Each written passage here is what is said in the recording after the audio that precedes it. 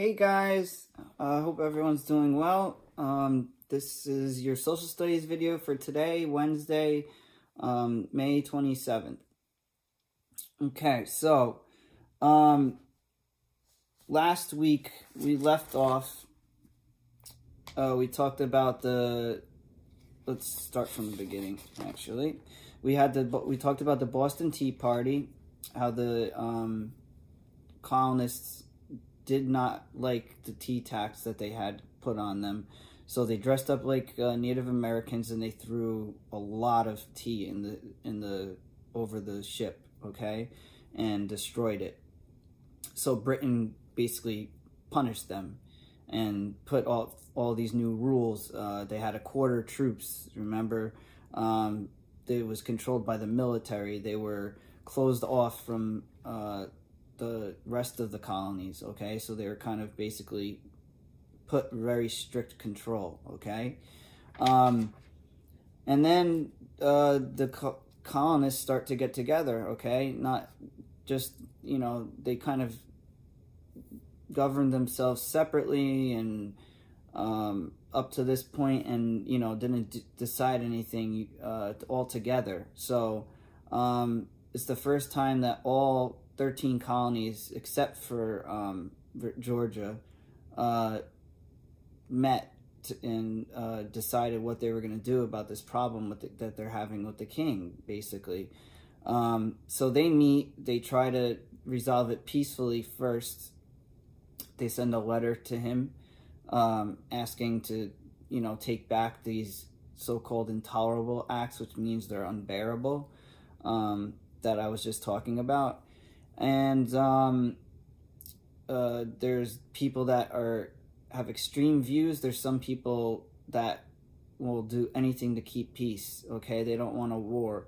There's people that are undecided. They don't know how to approach the situation. And then there's people like Patrick Henry, who we read about, who spoke out very convincingly and very against what the British were doing. And he said, if we need to go to war, we need to go to war. And he was actually enthusiastic about going to war with Britain.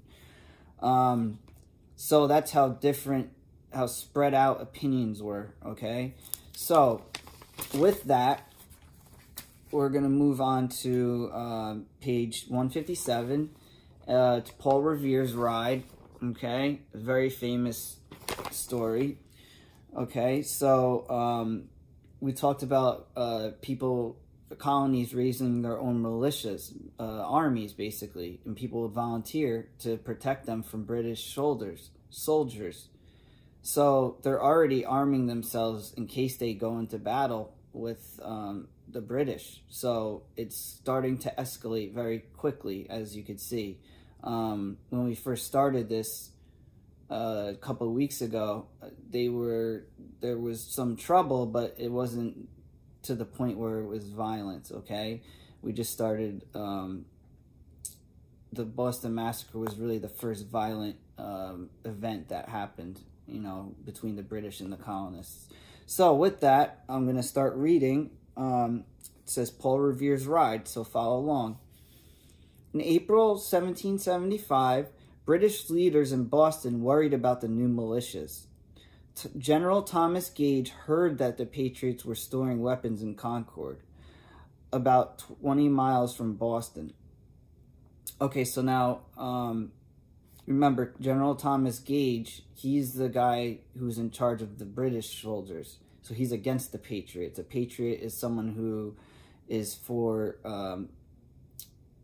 the colonists, okay? And against the British crown, okay?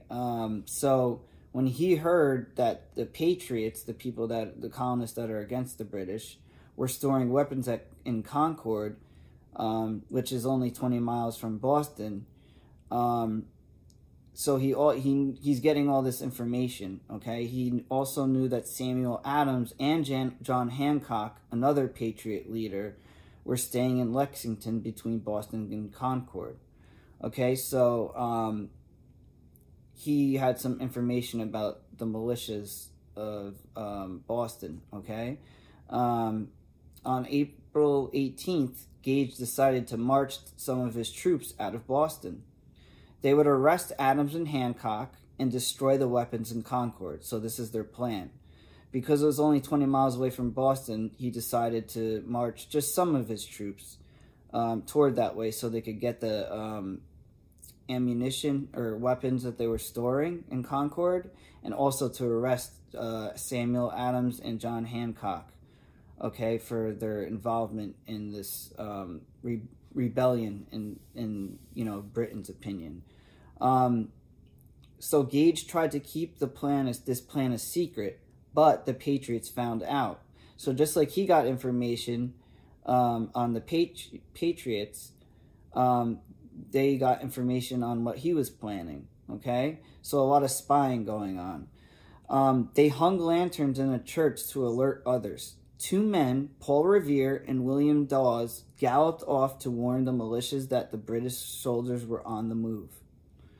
Okay, so this is the famous part. Racing west from Boston, Revere and Dawes woke Minutemen along the way. They reached Lexington in time to warn Adams and Hancock. Another rider, Samuel Prescott, joined them. British troops captured Revere, but Prescott reached Concord in time to warn the militia. Okay, he would yell, people say he would yell, "The British are coming, the British are coming." But again, they didn't call them British, they called them, actually, Redcoats was another slang term. So most likely he was yelling, "The Redcoats are coming, the Redcoats are coming." Because British soldiers dressed in red coats, and the Patriots, the people who were against, the crown, the king, dressed in blue. Okay, as you see, this Paul Revere's uniform is blue. Okay, so anyway, he warned all these Minutemen that were ready to fight at a minute's notice. Remember, that's what Minutemen were. He alerted Minutemen and citizens. He tried to get the word out, but General Gage was planning. Unfortunately, he got captured, but Prescott reached Concord, and he warned the militia, and that was the important part, because that's where all the weapons were stored, remember. Okay, so number 6 is a cause and effect. It says fill in the missing effect. Okay, so the cause, British plan to march to Concord. What's the effect?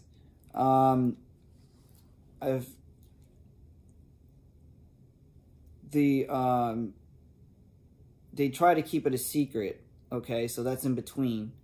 But the effect is the Patriots, find out his plan and warn militia and citizens. Okay.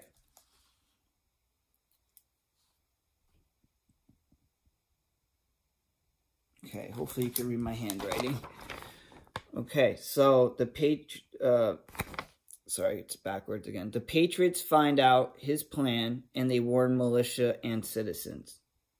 The Patriots find out his plan and warn militia and citizens. Okay?